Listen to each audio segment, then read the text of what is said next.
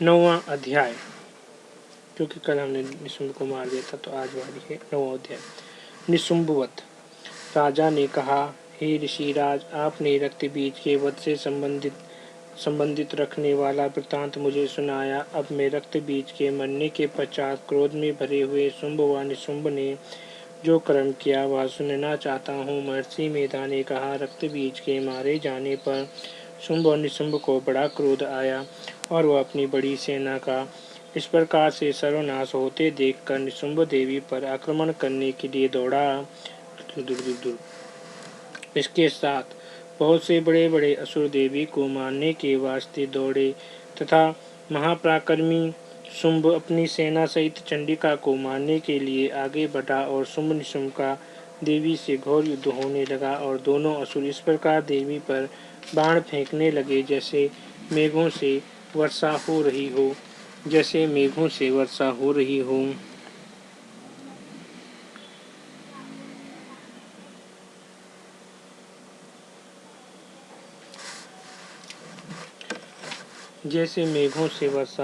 हो। उन दोनों के चलाए हुए बाणों को देवी ने अपने बाणों से काट डाला और अपने शस्त्रों की वर्षा से उन दोनों दैत्यों को चोट पहुंचाई। निशुंभ ने तीक्ष्ण तलवार और चमकती हुई ढाल लेकर देवी के सिंह पर आक्रमण किया। अपने वाहन को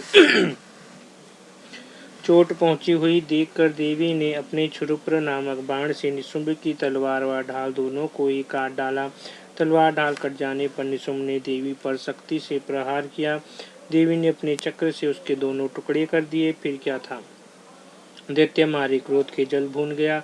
उसने देवी के मारने के लिए उसकी ओर से शूल फेंका, किंतु देवी ने अपने मुक्कों से चूर चूर कर डाला।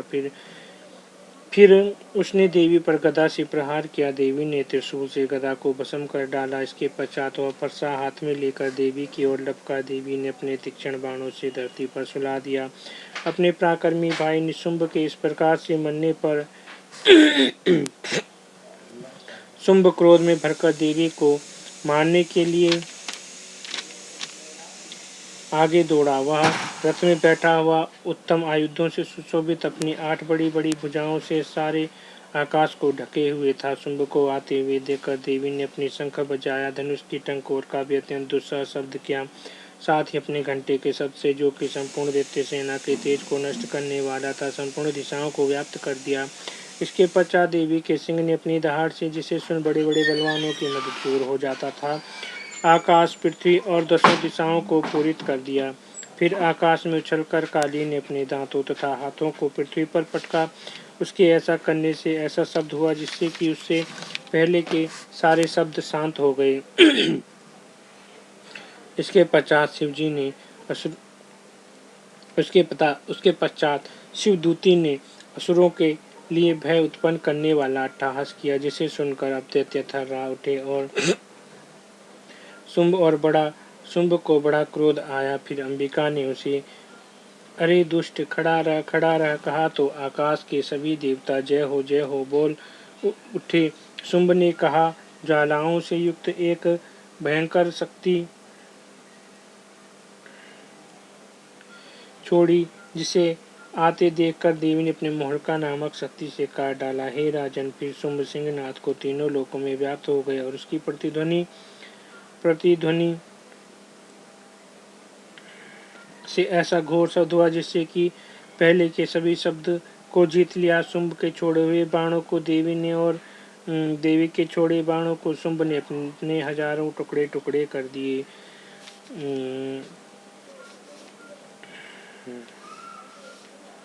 इसके पश्चात जब चंडिका ने क्रोध में भरकर शुंभ को त्रिशूल से मारा तो वह मूर्छित होकर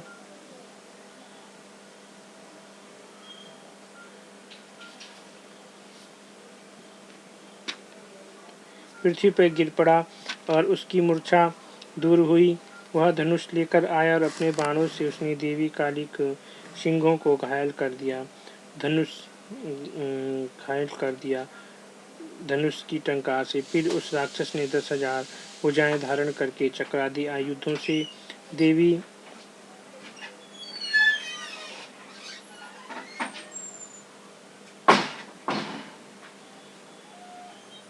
देवी को आच्छादित कर दिया। तब भगवती दुर्गा ने कुपित होकर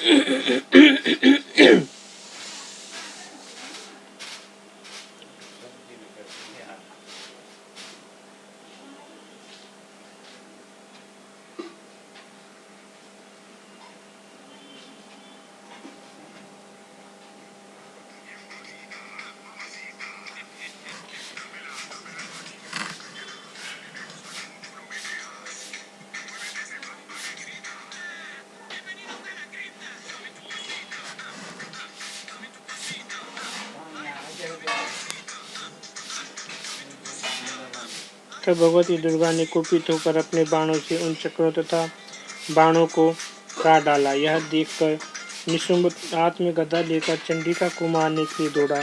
इसके आते निशुंभ अपने हाथ में गदा लेकर चंडिका को मारने के लिए दौड़ा। इसके आते ही देवी ने तीक्ष्ण धार खड्ग से उसकी गदा को काट डाला।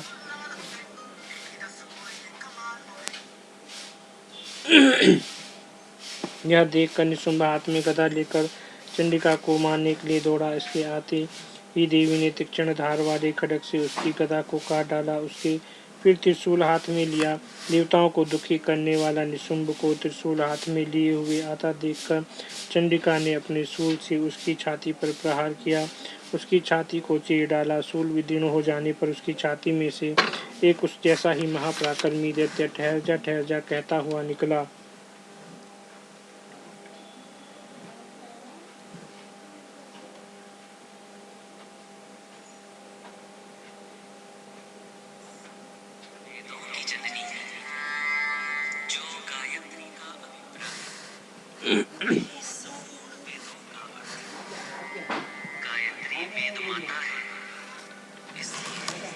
उसको देखकर देवी ने बड़े जोर से ठहाका लगाया। अभी वह निकला ही ना था कि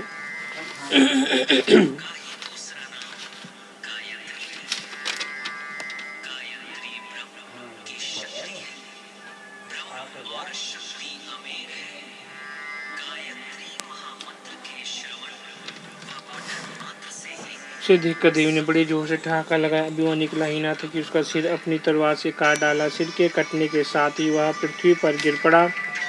तदंतर सिंह दहाड़ दहाड़ कर असुरों का भक्षण करने लगा और काली सी दुतिवी राक्षसों का रक्त पीने लगी। कुमारी की शक्ति से कितने ही महादैत्य नष्ट हो गए।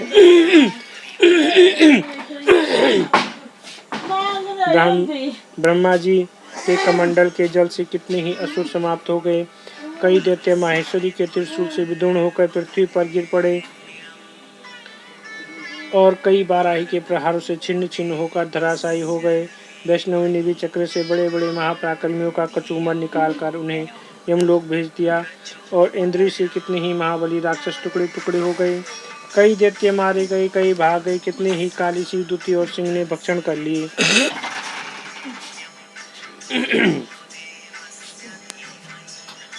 शुंभवध महर्षि मेधा ने कहा, हे राजन, अपने प्यारे भाई को मरा हुआ तथा सेना को नष्ट होती देखकर क्रोध में भरकर दैत्यराज शुंभ कहने लगा, दुष्ट दुर्गे, तू अहंकार से गर्व मत कर, क्योंकि तू दूसरों के बल पे लड़ रही है। देवी ने कहा, हे दुष्ट, देख, मैं तो अकेली ही हूँ। इस संसार में मेरे सिवा दूसरा कौन है और यह सब मेरी शक्तियाँ हैं। देख, यह सब की सब मुझ में प्रविष्ट हो रही हैं। इसके पश्चात ब्राह्मणी आदि सब देवियाँ उस देवी के शरीर में लीन हो गई और देवी अकेली रह गई। तब देवी ने कहा, मैं अपनी ऐश्वर्य शक्ति से अनेक रूपों से यहाँ उपस्थित हुई थी। उन सब रूपों को मैंने समेट लिया है। अब अकेली ही यहाँ खड़ी हो, तुम भी यहीं ठहरो। महर्षि मेधा ने कहा। तब देवताओं तथा राक्षसों को दुख देते देख राक्षसों और देवताओं के देखते ही देखते शुंभ में भयंकर युद्ध होने लगा।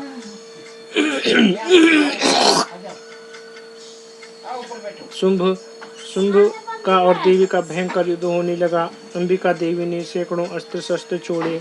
उधर दैत्यराज ने भी भयंकर अस्त्रों का प्रहार आरंभ कर दिया। देवी के छोड़े हुए सैकड़ों अस्त्रों को दैत्य ने अपने अस्त्रों द्वारा काट डाला। इसी प्रकार शुंभ ने जो अस्त्र छोड़े उनको देवी ने अपने भयंकर हुंकार के द्वारा ही काट डाला। दैत्य ने जब सैकड़ों बार छोड़कर देवी को ढक दिया तो क्रोध में भरकर देवी ने अपने बाणों से उसका धनुष नष्ट कर डाला। धनुष कट जाने पर दैत्येंद्र ने शक्ति चलाई, लेकिन देवी ने उसे भी काट कर फेंक दिया। फिर दैत्येंद्र चमकती हुई ढाल लेकर देवी की ओर दौड़ा, किंतु जब वह देवी के समीप पहुंचा तो देवी ने अपने तीक्ष्ण बाणों से उसकी चमकने वाली ढाल को भी काट डाला। फिर दैत्येंद्र का घोड़ा मर गया, रथ टूट गया, सारथी मारा गया। तब वह भयंकर मुदग्गर लेकर देवी पर आक्रमण करने के लिए चला, किंतु देवी ने अपने तीक्ष्ण बाणों से उसके मुदग्गर को भी काट दिया। इस पर दैत्य ने क्रोध में भरकर देवी की छाती में बड़े जोर जोर से एक मुक्का मारा। दैत्य ने जब देवी को मुक्का मारा तो देवी ने भी उसकी छाती में एक थप्पड़ ठोक दिया। थप्पड़ खाकर पहले तो दैत्य पृथ्वी पर गिर पड़ा, किंतु तुरंत ही वह उठ खड़ा हुआ। फिर वह देवी को पकड़कर आकाश की ओर उछला और वहां जाकर दोनों में युद्ध होने लगा। वह युद्ध ऋषियों व देवताओं को आश्चर्य में डालने वाला था। देवी आकाश में दैत्य के साथ बहुत देर तक युद्ध करती रही। फिर देवी ने उसे आकाश में घुमाकर पृथ्वी पर गिरा दिया। दुष्टात्मा दैत्य पुनः उठकर देवी को मारने के लिए दौड़ा। तब उसको अपनी ओर आता देखकर देवी ने अपनी छाती विदीर्ण करके उसको पृथ्वी पर पटक दिया। देवी के त्रिशूल से घायल होने पर उस दैत्य के प्राण उड़ गए और उसके मरने पर समुद्र, द्वीप, पर्वत, समुद्र और पृथ्वी सब कांपने लगे। तदनंतर उस दुष्टात्मा के मरने से संपूर्ण जगत प्रसन्न हो स्वस्थ हो गया तथा आकाश निर्मल हो गया। पहले तो उत्पात सूचक मेघ और उल्कापात होते थे, वे सब शांत हो गए। उसके मारे जाने पर नदियां अपने ठीक मार्ग से बहने लगी। संपूर्ण देवताओं का हृदय हर्ष से भर गया और गंधर्वनियां सुंदर गान गाने लगी। गंधर्व बाजन बजाने लगे, अप्सराएं नाचने लगी, पवित्र वायु बहने लगी, सूर्य की कांति स्वच्छ हो गई, यज्ञशालाओं की बुझी हुई अग्नि और आप अग्नि अपने आप प्रज्वलित हो उठी तथा चारों दिशाओं में शांति फैल गई। इस प्रकार से शुंभ का वध हो गया।